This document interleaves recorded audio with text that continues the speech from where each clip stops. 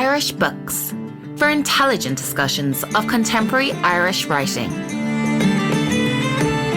This episode discusses Anna Byrne's suspenseful and quirky tale about unsettling romantic attention, set during the darkest period in modern Irish history.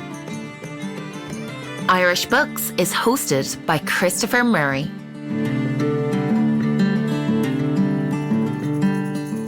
James Chandler is visiting us from the University of Chicago, where he is William B. Ogden Distinguished Service Professor of English and Cinema and Media Studies. Welcome, Jim. Good to be here, Chris. At the outset, perhaps you could give us an idea of the scenario of Milkman. Set in the late 70s, probably 1979, to judge by the dating of the movie Alien and the music of Kate Bush. So midway through the Troubles, about the experiences of an 18-year-old woman in a town very like Belfast, though it's never named, who is looking back on this time. She's a woman of about 60 or so, 61, when she's looking back on all this, and she frequently makes reference to intervening decades as she tells the stories and subsequent events. She avows all that very carefully. The question of plot is a funny one for this novel. The narrator once says she doesn't care much about the plots of the books she reads, and there's a funny way in which that's true of this one. She also says that when she reads books, she sometimes reads them backward. It's also fair to say about this novel that the entire plot is essentially delivered in the opening paragraph, though you don't quite know that when you read it. So in a funny way, it itself works backward. But it's a highly associative narration, reminiscent of a novel like Tristram Shandy or some of Joyce. And the first three movements of the book, which take you to roughly its middle, are occasioned by three encounters that this 18-year-old introverted bookworm in Belfast has with a character whom she calls the Milkman. Not to be confused with real Milkman. Not to be confused with real Milkman. He won't be introduced until the second half of the book. But Milkman is a IRA operative, we are led to understand, and he is harassing her, to put it bluntly. And the first half of the book fully involves an action that is simply her three encounters with this Milkman. One in which she's walking along, reading while walking, which is one of the things that she famously does in this book. And he opens a van door and says, "Hop in." A second when she's running in a space she calls Parks and Reservoirs, and he appears out of nowhere to run alongside her. And a third when he encounters her in a very dark and bombed out zone, which is called the 10-minute area, where she's walking in the dark on the way home from a French class, and he encounters her for the third time. So in a sense, the first half of the novel, 130 pages, the action in the present tense consists really in just these three encounters. They're terrifying encounters, and it struck me that the Milkman's attentions to the character, to whom we might best refer as middle sister, because we're not given a name for her, but that his attentions resemble guerrilla warfare, these fleeting, intense encounters which startle and upset her. One aspect of Milkman's desires, which is unclear, is why he is attracted to middle sister, with whom he seems to have nothing in common, this reticent, unpolitical, bookish young woman. And another point that occurs to me is how, if we read the novel historically, we become aware that the political history was one in which the IRA had, at this point, largely reached a stalemate with the Northern Irish state, and that Milkman's energies, his political energies, are frustrated, and he channels them into this obsession with the young woman, middle sister. A couple of points in your introduction there, Jim, stood out to me, one of which is that we're never given a name for the city, and much of this is inferential. And we're not given a strict temporal context either. Everything seems to be vague, and often the key information is related almost accidentally when the narrator, as it were, lets her guard down. She doesn't trust us as readers no more than she trusts anyone. Would you say it's an evasive text? Oh, I'd say it's a cagey text. You're right about the dating. We know it's 1979 because mention is made of Sigourney Weaver's 1979 film Alien. Just as an aside. Yeah. Just as an aside, but it's obviously pointed on the part of Anna Burns, but an aside on the part of the narrator. The question of specificity of all kinds in the book is a really important question, not just temporal specificity or the specificity of the precise location, which looks for all the world like Anna Burns's native Belfast, but which is never called Belfast. But places are never named except by way of various kinds of titles and nicknames that they're given, not so much by the narrator as by the community. So we have a range of locations in the novel. One of which you gave us as the 10-minute area. The 10-minute area. What others are there? The general zone in which she lives is called the area or the district. She speaks of women of our district. There's the area over the road, which is a different area.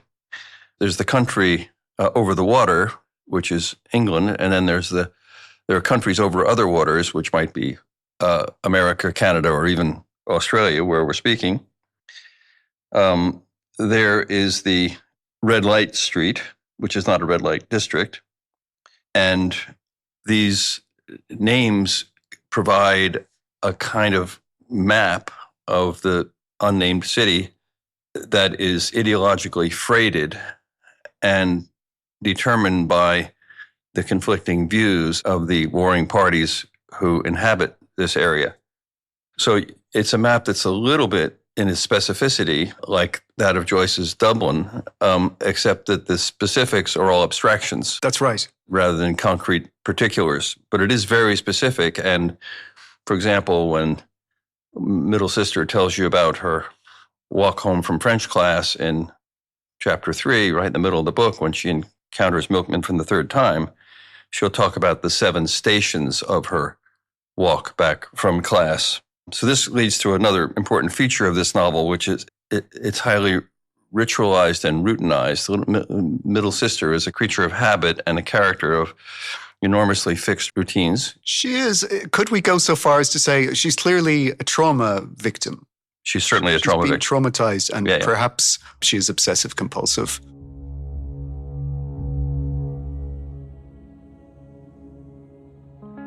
That third encounter with the milkman was not the end of the milkman. Further meetings, real ones as well as the communally fabricated ones, also took place. At the real ones, and similar to when we met in the 10-minute area, the milkman didn't pretend any accidental bumping into me. There was no feigned surprise, no fancy seeing you here. Instead, it was, there you are, plus other familiar expressions, all said casually as if we were fulfilling on some prior arrangement to meet up. These meetings took place everywhere. I'd pop to the local shops, he'd be there. I'd go into town, he'd be there. I'd come out of work, he'd be there. I'd visit the library, he'd be there.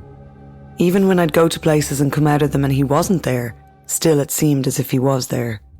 Sometimes, too, I'd recognise one of those district spotters and think, that child's been sent by him to spot me. Probably hadn't, of course. More likely, the infant was doing its normal state forces and military insurgency spotting, or maybe it was having a day off from spotting. Thing was, my growing suspicions of almost everyone and everything was proof of how the milkman had got in. He'd infiltrated my psyche, and now it was clear those first 3 meetings had never been the accidental encounters I tried to pretend to myself they had been. And now he was appearing, stopping me, standing in the way of me or falling into step beside me, all in the manner of some ordinary meeting up.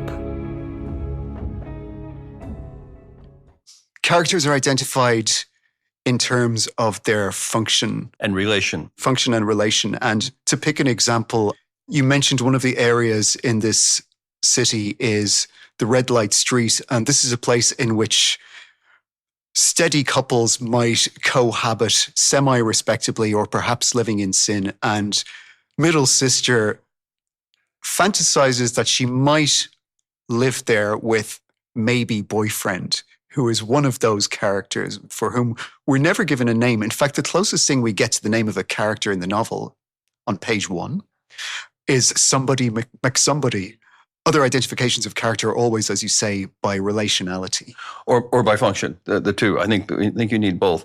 So all of the members of her large family are identified in relation to each other. So she's middle sister. She has many sisters. There's first sister, second sister, and wee sisters. The grouping of 3 wee sisters. Three wee sisters. There's first brother-in-law and third brother-in-law, who turned out, like many of the doublings in this book, to have polar opposite moral qualities. First brother-in-law is treacherous and a lecher, and third brother-in-law is respectful of women and ultimately kind, if a little strange, in obsessed with exercise. Obsessed with exercise, and he's an idealizer of women, indeed. And then there are characters who get identified with titles, like Nuclear Boy, Tablets Girl, who went around poisoning the neighborhood at one point. What's another example of? Well, Milkman himself, the IRA predator, has a double who's called Real Milkman, as you pointed out earlier. And he really emerges about halfway through the novel out of this dark center of the novel, which is the episode of the crossing of the 10-minute area and a terror, a Gothic terror that characterizes that moment. And that doubling between first brother-in-law and third brother-in-law and Milkman and Real Milkman is characteristic of a way in which the novel seems to sometimes fold on itself, as if to mirror the two sides of the conflict in which the heroine finds herself caught in 1979. That's true. There is this series of pairings of opposites. And Real Milkman, for example, is the man who finds that the IRA has buried weapons in his garden, and he digs them up and carries them to the street and dumps them and shouts that he will not tolerate being treated as an arms depot. On the other hand, it seems to me that the point on which these characters are in opposition is in their treatment of women. So Milkman terrorizes women.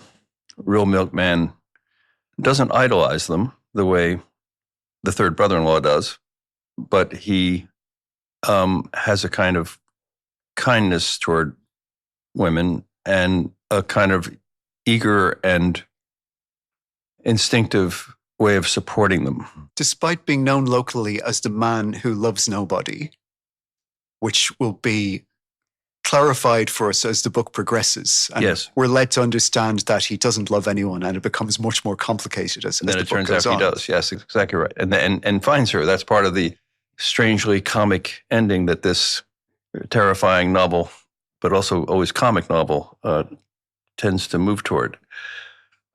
I wanted to say something, I think, about how the novel works, because we haven't talked much about that. I've said there are these 3 encounters, which are the hooks on which the narration is hung in the first half of the book. My experience with reading and even teaching the book is that, on the one hand, it's entirely disorienting. Yes. Because of its associative method. You enter a digression, and then digressions follow off that digression, further digressions off that digression. Middle sister can't tell a story, right? And as I said, she does. As you said, she doesn't want to.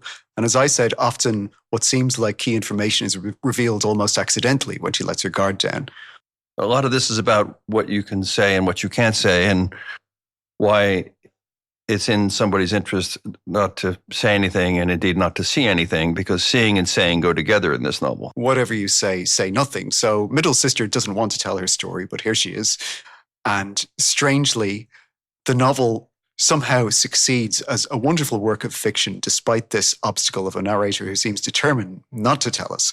Yes. But remember, it's 40 years later, so she's, got a little bit of room between her 18-year-old self and her narrating self. And she talks about having faced depression in those intervening years, and Yes. also having learned some things that have given her a different sense of the world. So she's had some time to come to terms with it all, even if it's still difficult for her to do it. But on the one hand, the experience of reading the novel is deeply disorienting, and you can find yourself in a chapter, and the first time through especially, having essentially no idea where you are in the story, because more than a novel like Tristram Shandy, I would say, it's digressions within digressions within digressions. And then suddenly she'll say, and so there I stood with Milkman in the park, and then you were, oh, that's where we were.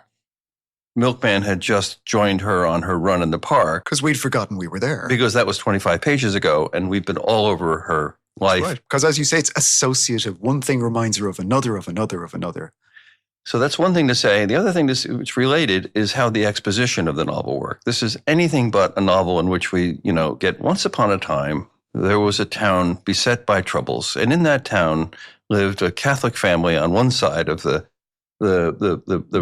road of division. And this was an 18-year-old woman who liked to walk around reading while she walked, introverted, with troubled family. And one day, an IRA terrorist started harassing her. That's the last thing you get in the beginning of this novel. Instead, you get effectively a summary of the entire plot in the first paragraph, since one of her principles is that she likes to read novels backwards. And then you start to get reference to all these characters without any exposition whatsoever. So you learn about somebody, McSomebody, and middle sister, and first brother-in-law, and maybe boyfriend, before you've been even introduced to this particular mode of codification of these people that this narrator is going to deploy throughout the entire novel. So the novel proceeds by its attempt to deal with a few central episodes in the first three chapters, the first three encounters with the Milkman. But around that, it fills in by associative digression all the traumatic background that is called up in this narrator's memory by the fact of these particular encounters. And it's that way that you begin to do the mapping out of the territory in terms of these highly abstract categories that we've talked about: 10-minute area, over the road, over the waters. And that way you come to understand the field of the dramatis personae of the book, maybe boyfriend, first brother-in-law, second brother-in-law, tablets girl, all of whom are introduced without any serious exposition. And it's in that way that you start to fill out a bit of a sense of the traumatic story of this young woman's life and her family's life in this conflict-torn zone. So very confusing the first time you read it, I found. And yet, reading it again and kind of mapping it, you can actually map it all. And the digressions all close when they're supposed to. She does always round back to the place where she is in those first three episodes in her encounter with the Milkman. And the encounter with the Milkman is in each of those three cases finished. It's made intelligible once you have the eyes to see it. But it's a couple of people I've recommended the novel to have said, too rough in the beginning, I had to put it down. Other people have said, had to try it 3 times before I finally got it. And I think that makes sense. I'm glad to hear you say that, Jim, because it's a commonplace that I hear about this book is that it's simply too difficult and many people give up on it. Now, please don't give up on it if you're listening and you haven't read it. Most of the books we cover in this podcast are relatively hot off the press. And this time we're indulging in a kind of cook's privilege because I think so much of Milkman. I think it's a wonderful novel and one that people will be speaking about for a long time to come. But it is a challenging one. And I think maybe that befits the topic. It's not an easy context to portray in fiction. You mentioned that an aspect of the book that makes it challenging is not just this refusal to give names to people and places directly, but also the associative nature of Middle Sister's mind, that she'll leap from one thing to the next as she is reminded of a related incident or a complication. And often when she is being terrorized by Milkman, the experience is intensified for middle sister by awareness that the community is gossiping about her. And even her own mother believes without hesitation that middle sister is the lover of Milkman. This is really important. One of the big digressions in the first chapter, when Milkman approaches middle sister in the van, opens the door and invites her to get in very politely, but firmly, and she refuses, is an episode which initially seems to come out of nowhere, but like much in the novel, makes much more sense as the novel progresses, because she is reminded when this man approaches her of her relationship with the person she calls her maybe boyfriend. Her maybe boyfriend is someone who she had had a commitment with, but it drove them both into difficulty, and so they decided to restore themselves to maybe status so that they could carry on, which is the status they're in at the beginning of the novel. And it turns out, as we learned at the end of the novel, there are overdetermined reasons for why they're in that status.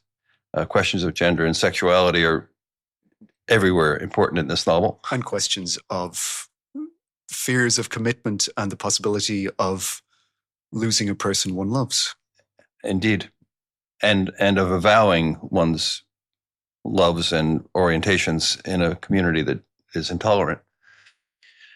Oh, so the episode in question that comes up as a digression when middle sister is first confronted by the milkman in his van is a recollection she has of something that happened a few days earlier when maybe boyfriend, who is, among other things, obsessed with cars, has brought back to his apartment, where she often visits him amid all the bits of car, as she calls it, apart from a Bentley, a British luxury car.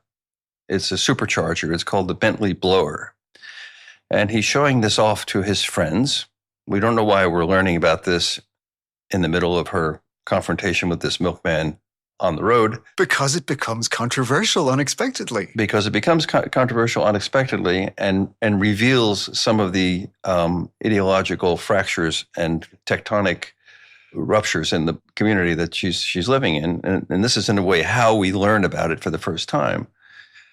Maybe boyfriend showing off this bit of car technology to his friends. Everybody's impressed until one neighbor in the room notices that because it's a British car, it may be politically controversial. And wouldn't it therefore probably have had a British flag, a Union Jack on it? Which is to say that other parts of the car, which are not in maybe boyfriend's possession, are likely to have Union Jacks on them. Even so, there are no Union Jacks in maybe boyfriend's house, but it's possible that related parts of the same car do bear Union Jacks. Guilty by contiguity is this car part.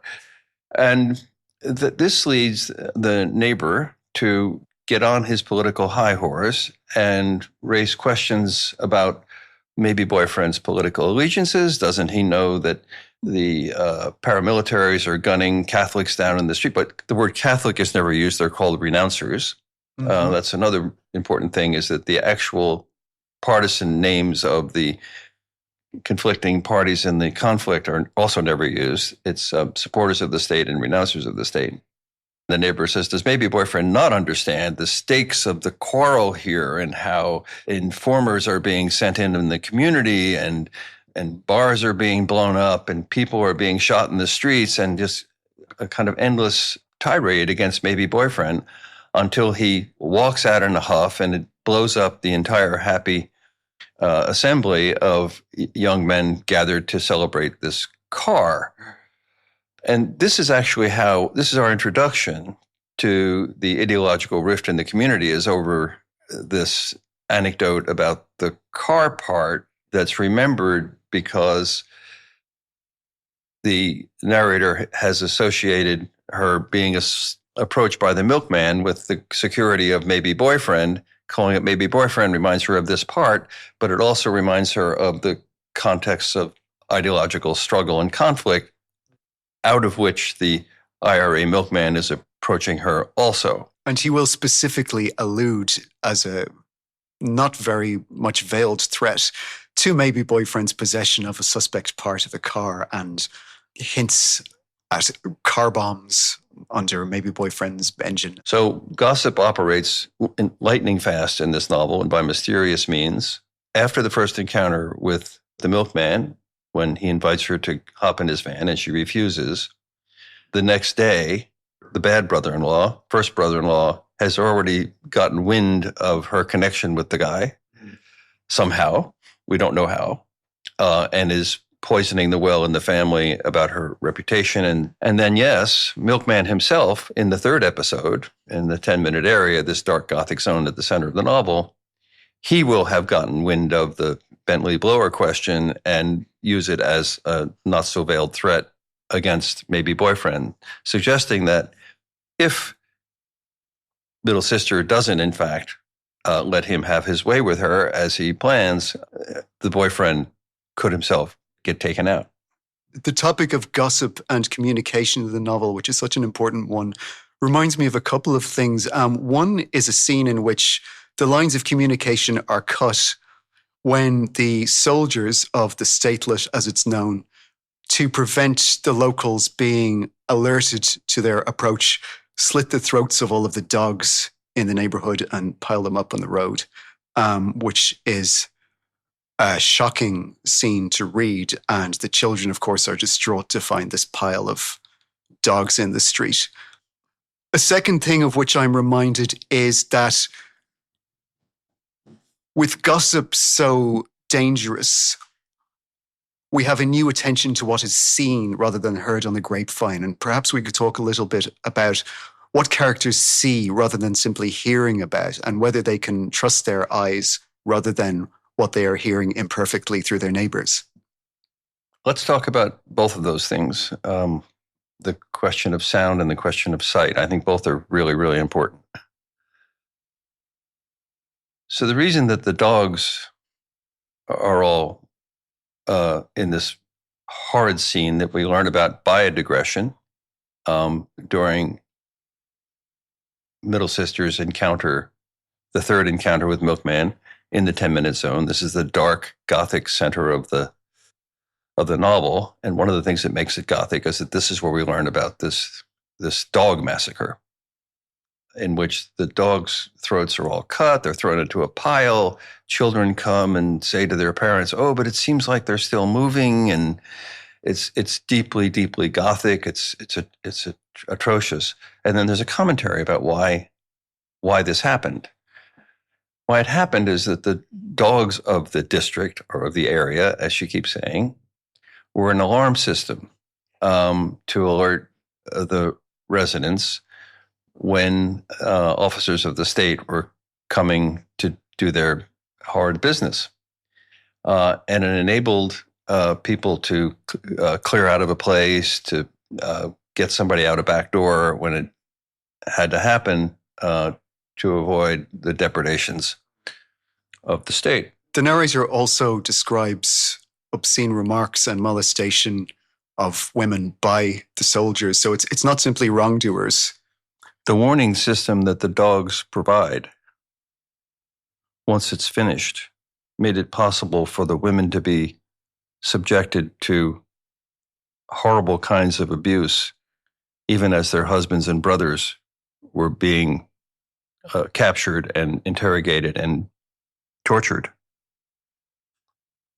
So this kind of abuse is there to supply a sense of the depth of the anger that drives this conflict, and a sense that the violence has different layers. The layers on the street where the dogs no longer can sound the alarm, the layers of physical violence, which is being brought to the captured prisoners, and the upstairs layer of the snipers who are surveying the whole circumstance, and whose fire is being, in effect, wished for by the women who are made to abide the terrible abuse that's going on, even as their husbands and brothers and fathers are being tortured. As we were saying, communication is so problematic in this novel. We've paid attention to gossip. We've talked about how sound is disrupted when the audible alarm of the approaching soldiers is silenced. Is there something to say about how characters see in the novel moments of sight? The cover of this novel, the paperback cover, is a brilliant sunset in hues of magenta and charcoal and yellow and many other colors beyond my capacity to name them. And this cover speaks to one of the central tropes of the novel, which has to do with how people see and the categories through which they see and how their categories keep them from seeing. By way of digression, we learn in the third chapter that middle sister goes to a French class on Wednesday nights. And in this French class, she's where she says people are more free than usual to say what they want, more free from the two-sidesism of the community in which she lives. And she has an enlightened teacher, a teacher whom she describes at one point as being one of the possibly shining people who can stand above the darkness and not be consumed by the darkness. The teacher asks the class to go to the window and look at a sunset and to say what they see, what colors they see. And they say it's blue. And she says, well, look again. She says, well, it's definitely blue. Le ciel est bleu, they say in French. They shouted her. They shouted her, le ciel est bleu, le ciel est bleu. And she says, please look again, look again, look again. Can I ask you, I want to intervene, perhaps in a slightly pedantic way. The sky is not blue all that often in Ireland. And it seems to me that not only are the characters looking at this wonderful, probably crepuscular moment of intermingling pinks and all sorts of shades, they're refusing to describe that. They're also probably not describing their lived reality. I reckon it's grey a lot of the time in this novel, and that what they are producing here is another abstraction or generality, a truism, rather than a statement of lived experience. I think that's exactly right. It's ideological vision, you might say, right? It's projective vision. And the French teacher goes on in a somewhat didactic moment in the book, it has to be said, where one feels that some of what Anna Burns is after in this book is being spelled out almost too explicitly. But it's a book that's so complicated that you don't mind having these little oases of explanation and intelligibility along the way. She says, no, the colors that are there are richly intermingled, hard to categorize, but there are certainly many more of them than blue. They shade into each other that make even the naming of a particular color difficult. And what you're captive of your own ideological categories when you look at this sunset and say that the sky is blue.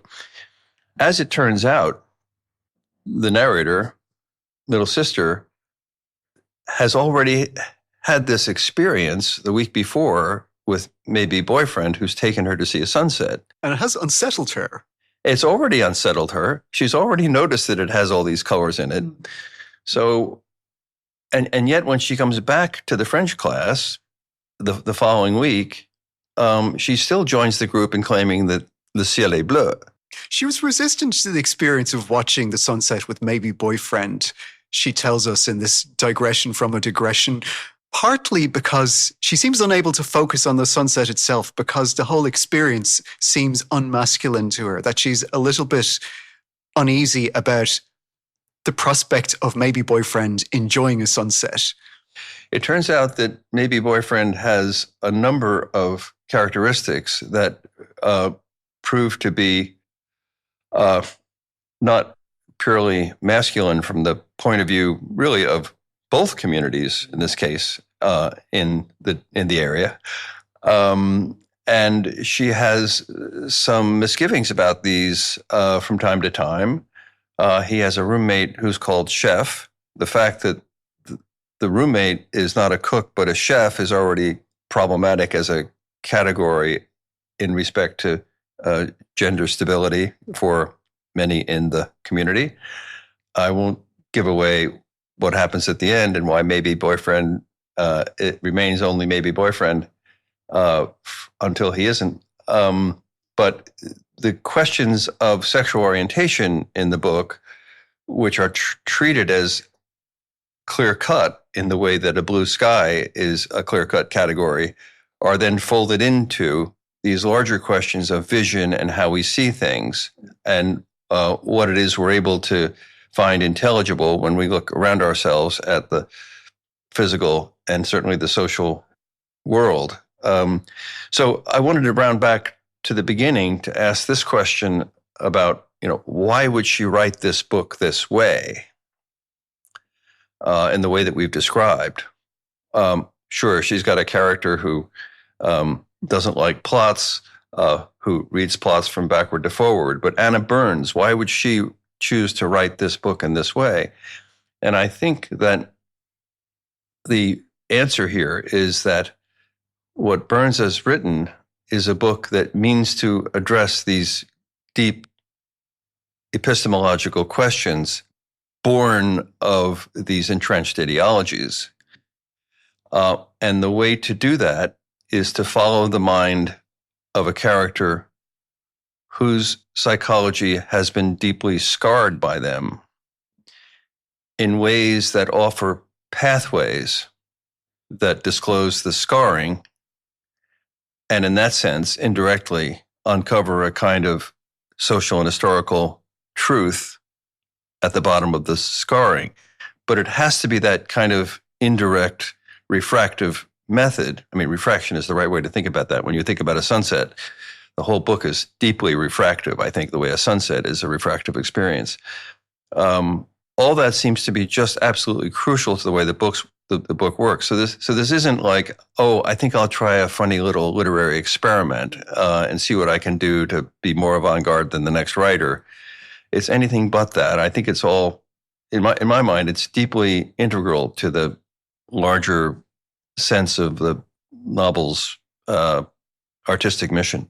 I think you've identified one of the key moments of hope in the novel in the French teacher, whom middle sister identifies as one of few people she knows whose mantra is not, "there's no point."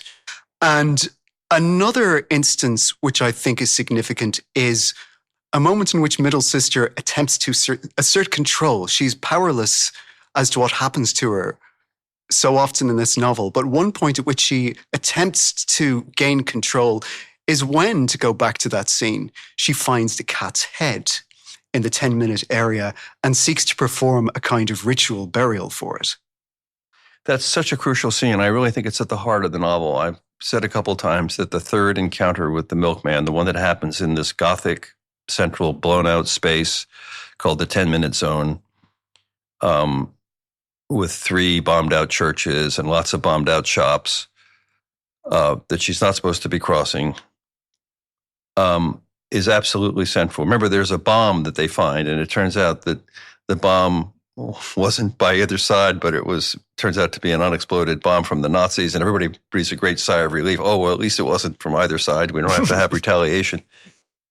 And it's in the middle of this square that she finds this cat's head, because there was also a cat massacre. We haven't had time to talk about the cat massacre that was a response to the dog massacre, and wraps it in a handkerchief. And this is when Milkman accosts her for the third time. And he has a conversation with her, which is much more aggressive, much more predatory, much more threatening and menacing than the first two. And this is when he threatens maybe boyfriend and avows that he knows about the whole issue about the Bentley blower and all the rest. The milkman's relation to the cat's head is that he ignores it. That's striking, isn't it? He seems totally indifferent. He doesn't acknowledge at all that. He doesn't acknowledge at all. When they're running in the second episode, she's on her run. The milkman joins her on her run, uninvited, needless to say. They're running along. He's making threatening small talk, alternatively smarmy and threatening. and there's a click. There are lots of clicks in the book because everybody's being photographed. So surveillance is another part of the story here, which is part of the way the information's translating. And she notices that he ignored the click. He didn't acknowledge the click. So I think this gets at one of the deepest issues in the novel around these questions of how you get out of the political, moral, and epistemological impasse of Belfast in 1979, which is the turn toward acknowledgement. What does it mean to acknowledge? Middle Sister's life is a life of denial.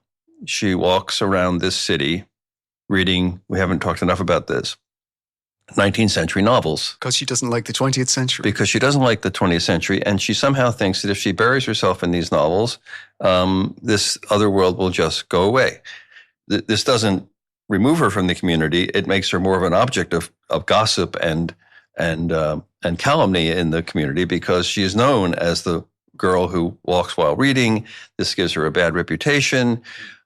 Even third brother-in-law, who's a good guy, has to speak to her about this whole thing about walking while reading. He says, oh, it's not a good thing that you should be doing this. What's wrong with you? It puts her in the category with Tablets Girl and Nuclear Boy. Indeed. The very worst. Indeed. The Beyond the Pale crowd. Beyond the Pale. To use another one of those. Phrase, a very colonized expression, which the clearly Catholic community is using to refer to its own normality. And I think that's a huge topic we probably can't go into. But we can say this about Beyond the Pale. It's another one of those important lines or categories, which you're either on this side or the other side of the pale. Acceptable or not. Yep. And that's exactly not the logic that the French teacher is trying to cultivate with the class when they're looking at the sunset. You can't even tell when the blues shade into the not blue, let alone say that it's all blue.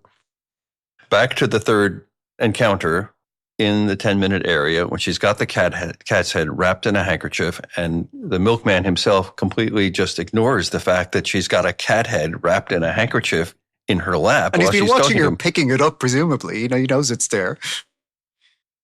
He is, it seems, driven off by the arrival of these other characters, one of whom is the real milkman, who now appears for the first time. And now we're in the middle of the book, and with the appearance of real milkman, we're on the way toward a solution. And one of the first things that the real milkman does is to ask her how she is, which nobody else has done. So she seldom gets to speak, really. She's seldom heard in this novel. And then he looks down at the cat and he says, well, what are we going to do about the cat? And she said, well, I don't know. I just picked it up. And he says, well, we've got to do something about that, don't we? Well, she insists that you've got to bury it. Please don't throw it away. If you're taking it off me, don't throw it away. You've got to bury it somewhere. And he's okay with that. He's a can-do guy. He's going to make that happen. So that this here at the center of the novel, in the 10-minute zone, which is the most aggressive chapter in the book, I think. It's got the sunset. It's got all kinds of other stuff in it. The cat massacre, the dog massacre. This simple juxtaposition of the milkman's attitude toward the handkerchief with the cat head in it and the real milkman's attitude toward the handkerchief with the cat's head in it gives you as clear a distinction as you might want about what a world in which acknowledging what is actually in front of your eyes becomes part of the way to go forward. There's also a kind of catharsis possible, if maybe I use a high-minded term, because we are, after all, talking about a cat's head. But I'm reminded of very literary associations. For example, in poetry of the Northern Irish conflict, funeral rites are often a means to bring about moments of asserting power or perhaps gestures towards reconciliation. And I'm thinking of poems such as Michael Longley's Wounds and Seamus Heaney's The Strand at Loch Beg, written for his cousin Colin McCartney. And these are poems in which the writer takes on a kind of, I'm going to say, quasi-priest-like function. And performing the ritual brings about some kinds of comfort. Perhaps we could talk about that. That's interesting, Chris. I mean, the poem I would go to would be Seamus Heaney's Casualty, which juxtaposes the funeral for the fallen 13 comrades in Bloody Sunday with the funeral of Lewis O'Neill. Is that it? His wife's brother-in-law, the men he drinks with at the pub and fishes with, who was blown up in a reprisal bombing 3 days after Bloody Sunday. The IRA sent out a warning not to drink, but he drank like a fish nightly, so he goes drinking anyway. And in that case, I guess I think Heaney in that poem is more invested in. So the burden of his song is to take the ritual of the funeral and bring it to the missed experience he had with fishing with O'Neill again, right? So he has an imagination at the end of the ritual function of the act of fishing. In Heaney, the importance of ritual seems paramount. I guess I think in Burns, I think there's a little more skepticism about ritual, because I think in Milkman, ritual too quickly descends to routine, and routinization too quickly leads to the kind of blindness and denial that she sees as at the heart of the problem. It's worth mentioning that she has been unaware that two of her own brothers are in the IRA until the funeral of one of them, at which she sees the Irish tricolour is draped over his coffin, which is a sign that he is a member of the IRA and that he is buried in the usual place, which is where renouncers in the novel are buried. It's another one of those places that we didn't mention, the usual place. Yes, that's right.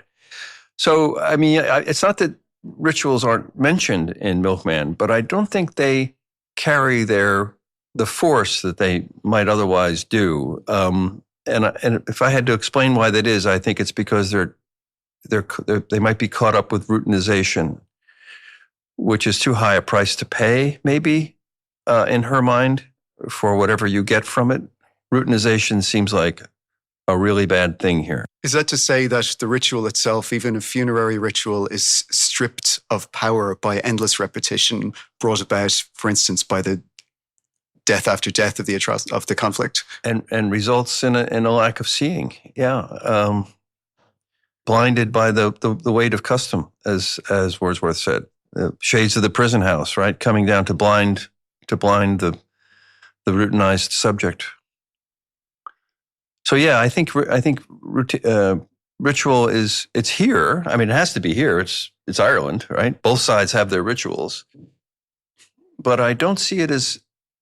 I see its redemptive function as very different from what I tend to see in somebody like Heaney. It seems a little too male, a kind of bond for Anna Burns.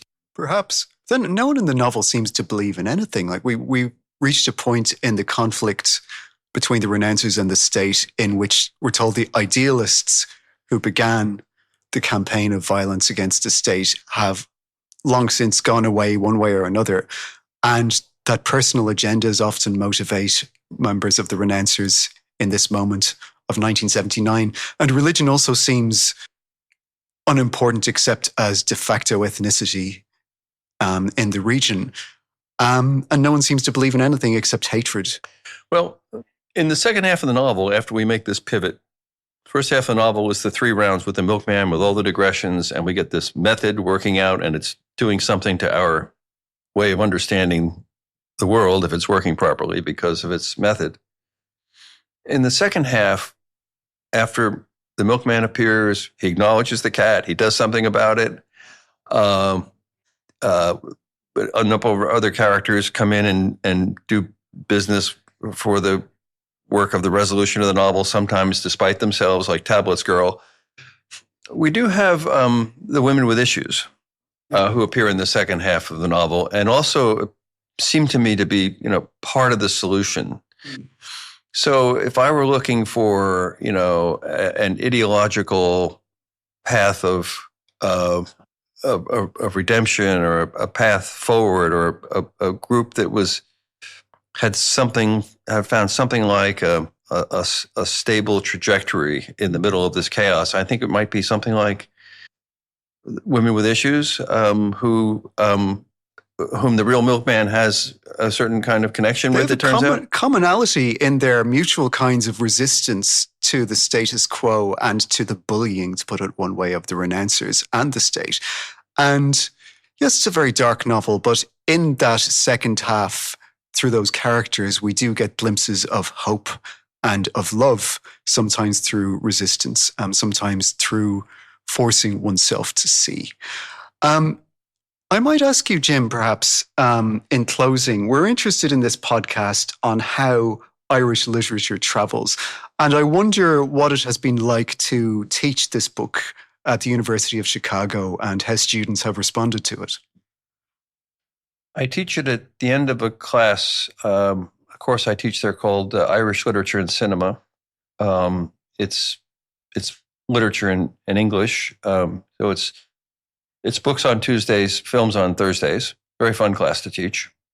Two different trajectories that join at the end around the Troubles, where we start looking at books and films about the Troubles. Is that to say there's a companion piece from cinema that goes with Milkman? Not a strict companion piece, but some of the films about the Troubles that I teach in that class are Paul Greengrass's Bloody Sunday, Neil Jordan's The Crying Game, and in a different register, Lenny Abramson's What Richard Did.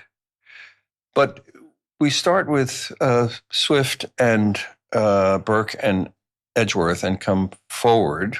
So one of the early novels that I teach in that class is, in fact, Castle Rackrent by Maria Edgeworth, who's an author I have a lot of time for. Which is a book that Middle Sister reads while walking in this novel. You saw where I was going. It's one of the books. She starts with Ivanhoe, but she ends up reading Castle Rackrent, which has some of the same features of this novel in the sense that you've got a rambling narrator whose method is a little unclear until you understand the way in which the digressions are working and what they reveal about his psychological issues and forms of denial and forms of dishonesty. So that helps, I think, because the fact that this is a novel featuring a woman who walks around reading 19th century novels is nice for a literary history class, especially when one of the novels is an Irish novel. And I like to teach questions of style. I know your style matters to you as well. And this is a novel that I think is brilliant for making a certain kind of stylistic awkwardness work effectively. I haven't read Anna Burns' first novel, No Bones, and I kind of don't want to because I'm afraid I won't love it. I have a feeling it might be awkward stylistically. What she did in this novel, though, was to make her narrator someone who has such an investment in an older brand of 19th century fiction that remnants of that archaic style seem to surface and shape her own voice. So that sometimes if there's a kind of awkwardness or archaism in her manner of expression, you can understand that to be a stylistic gesture rather than a stylistic lapse. And so at the level of style, where I often like to teach fiction, like just paragraph by paragraph, I found this is one that's very rewarding in the classroom for that reason. But especially at the end of a course where we've done some other 19th century bits of fiction, including Castle Rackrent. It's a very carefully written book, although it's not what you would call belletristic or lyrical. It is, however, extremely funny, and we haven't talked about that enough. We haven't. It's hilarious. And, you know, fair play to the writer who can get so many laughs out of such a dark situation. I recommend the Audible book. I can't remember the actress who reads it. I think she must be an actress. She's very, very good. She does the male voices extremely well. But she plays it up for laughs in just the right places. And When you're talking about some of the issues that we're talking about in this novel, well, it's Irish Gothic, right? It's an old tradition of Irish Gothic. Is. There are funny bits in Dracula. Thank you, Jim. Thank you, Chris. This was lots of fun.